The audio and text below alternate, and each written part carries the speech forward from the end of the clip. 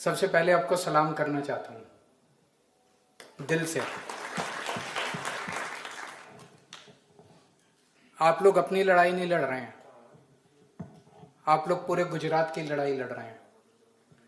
आप गुजरात के गरीब खेडूतों की लड़ाई लड़ रहे हैं, गरीब किसानों की लड़ाई लड़ रहे हैं।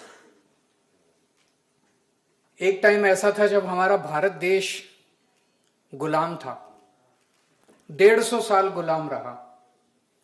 150 साल तक अंग्रेजों ने हमारे देश पे राज किया और इतने ताकतवर थे अंग्रेज।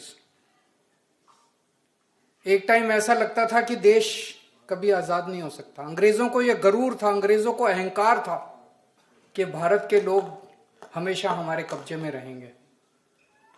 अंग्रेजों को यह गुमान था कि भारत कभी आजाद नहीं होगा। लेकिन गुजरात के गांधी और सरदार पटेल ने मिलकर पूरे देश को आजाद कराया था। आज 30 साल से गुजरात के ऊपर बीजेपी की सरकार है, भाजपा की सरकार है। इन लोगों को भी गरूर हो गया है, इन लोगों को भी अहंकार हो गया है, इन लोगों को भी ऐसा लगता है कि हमें कोई हटा नहीं सकता। इसीलिए डंडे के बल पे, आंसू गैस के बल पे, जेल एफआईआर के बल पे लोगों को कंट्रोल करना चाहते हैं।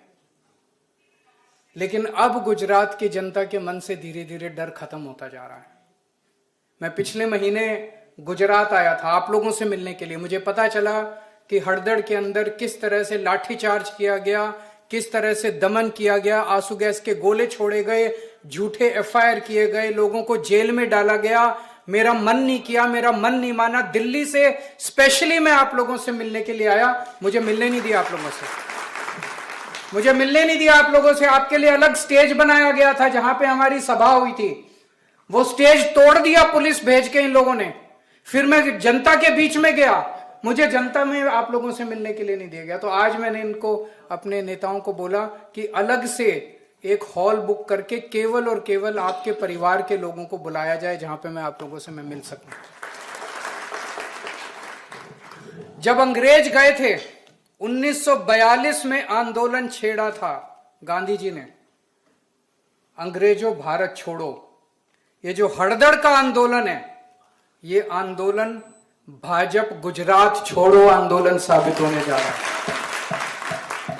भाजपा को गुजरात से भगाना है, तभी लोगों को न्याय मिलेगा।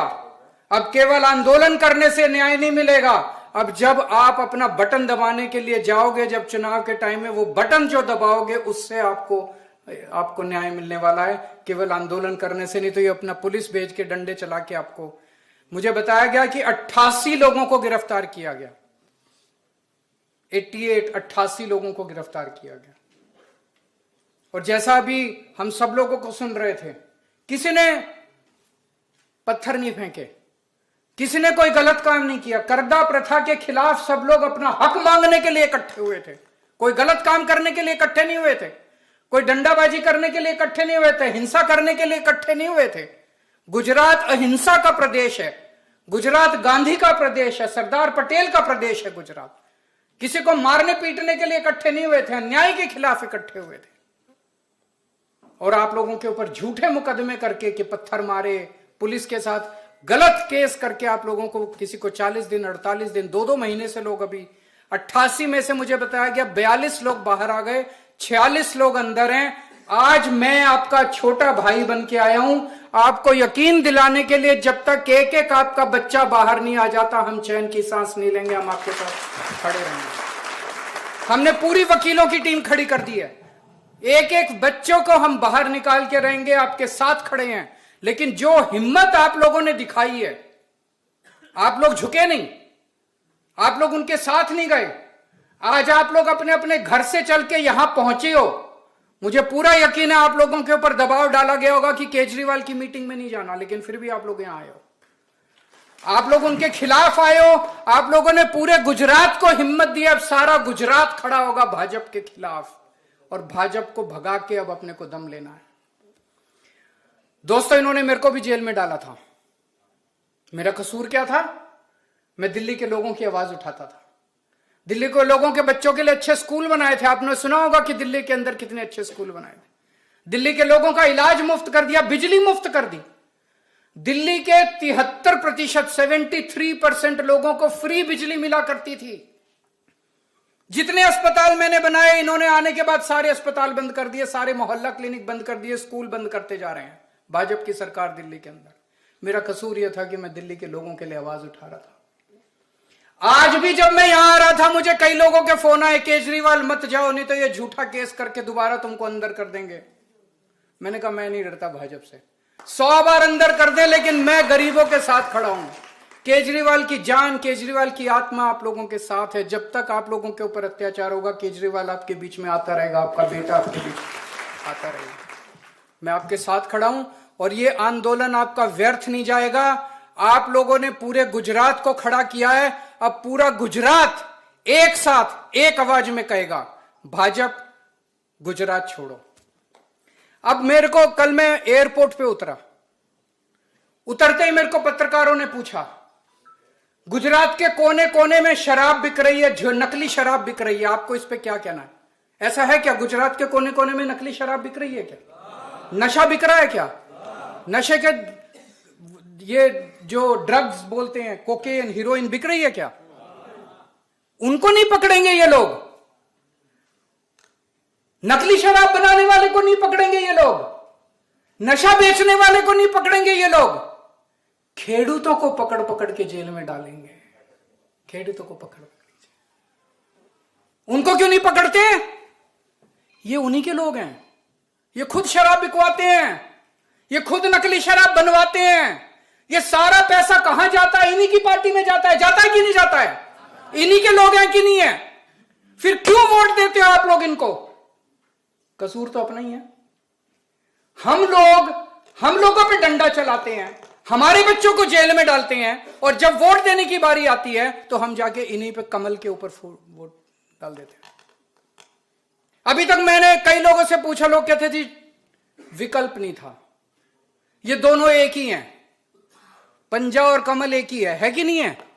दोनों एक ही है। अभी गोपाल इटालिया, 2 दिन पहले मैंने देखा वीडियो पे, आपने भी देखा होगा, गोपाल इटालिया एक सभा के अंदर बीजेपी को गाली दे रहा था, भाजपा को गाली दे रहा था, और एक कांग्रेस वाले ने आके उन पे जूता फेंका।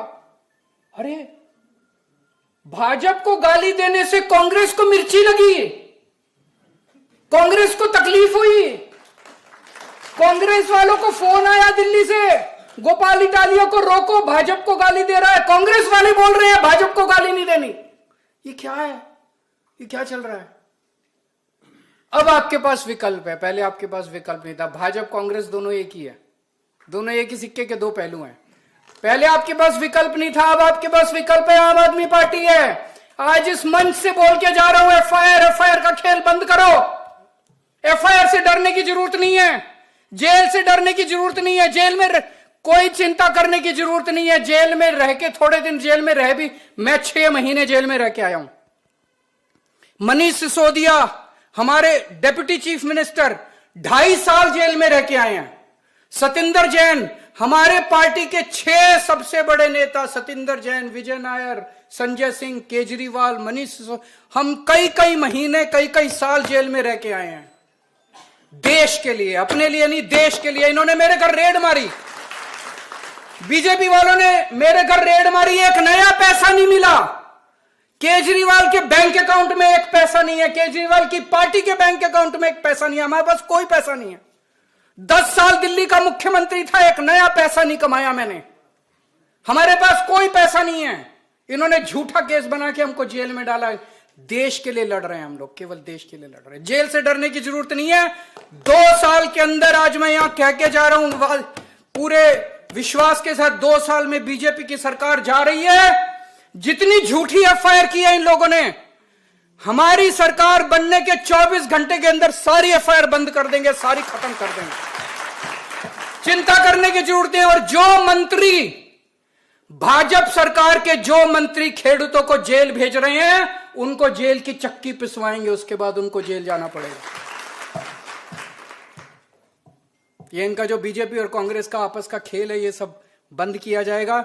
मैं आज केवल और केवल आप लोगों का सम्मान करने के लिए, धन्यवाद करने के लिए आया हूं कि आप लोगों ने बहुत हिम्मत दिखाई है, पूरा गुजरात नहीं, पूरे देश की जनता आप लोगों के साथ है, केजरीवाल आप लोगों के साथ है, अंत तक हम आपके साथ खड़े रहेंगे।